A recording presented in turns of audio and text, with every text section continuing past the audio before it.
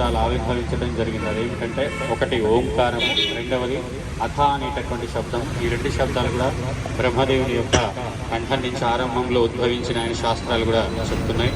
ఓంకారశ్చాత శబ్దశ్చాత్ ద్వావైతో బ్రహ్మణ పురా కంఠం భీత్వా వినిర్యాతో తస్మాన్ మాంగళికా ఉభౌ అని మంగళవాచక శబ్దాలు. మంగళం అంటే శుభం చేకూరుతుంది. ఓం అన్న అథ అనేటటువంటి శబ్దాన్ని ప్రయోగం చేసిన శుభ సూచకం అటువంటిది ఓంకారం. ఈ ఓంకారాన్ని గురించి ఉపనిషత్తులు కానీ ప్రస్థానత్రయం యందు చాలా గ్రంథాల యందు కూడా ఓంకార వైశిష్ట్యాన్ని గురించి గొప్పగా తెలియజేయడం జరిగింది.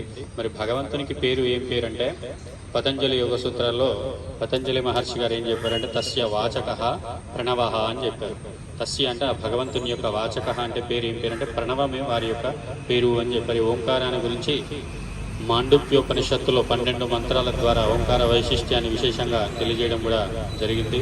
అదేవిధంగా మనకి భగవద్గీతలో కూడా నన్ను పొందాలి అంటే ఏం చేయాలి మీరు అంటే అక్షర పరబ్రహ్మ యోగంలో పరమాత్మ సర్వద్వారాన్ని సంయమ్య మనోహృది నిరుధ్య చ మూర్ధిన్య ధాయాత్మన ప్రాణం ఆస్థితో యోగధారణ ఓమిత్యేకాక్షరం బ్రహ్మ వ్యాహరన్ మా మనుస్మరన్ యః ప్రయాతి త్యజన్ దేహం సయాతి పరమాం గతిం అనేటటువంటి శ్లోకం ద్వారా ఓం ఇది ఏకాక్షరం బ్రహ్మ, ఈ ఓం ఓం ఓం అనేటటువంటి జపాన్ని అన్ని ఇంద్రియాలను నిగ్రహించి చక్కగా మనస్సును స్వాధీనం చేసుకొని ఎవరైతే ఓంకారాన్ని ఉచ్చరిస్తూ వాళ్ళ యొక్క దేహాన్ని విడిచిపెడతారో వారు నన్ను తప్పకుండా పొందుతారు అనేటటువంటి విషయం కూడా తెలియజేశారు. కాబట్టి మరి ఓంకారం అనేది మరి ఎలాగంటే ఒక మనుష్యుని యొక్క దేహం ఉన్నట్లయితే దేహంలో ఎన్నో అవయవంగాలు ఉంటాయి. చేతి, కాళ్ళు, పొట్ట అన్ని అవయవంగాలు ఉంటాయి. అన్నింటిలోకెల్లా ముఖ్యమైనటువంటి అవయవము ఏది అంటే ఏం చెప్తామంటే మనం శిరస్సు అని చెప్తాం.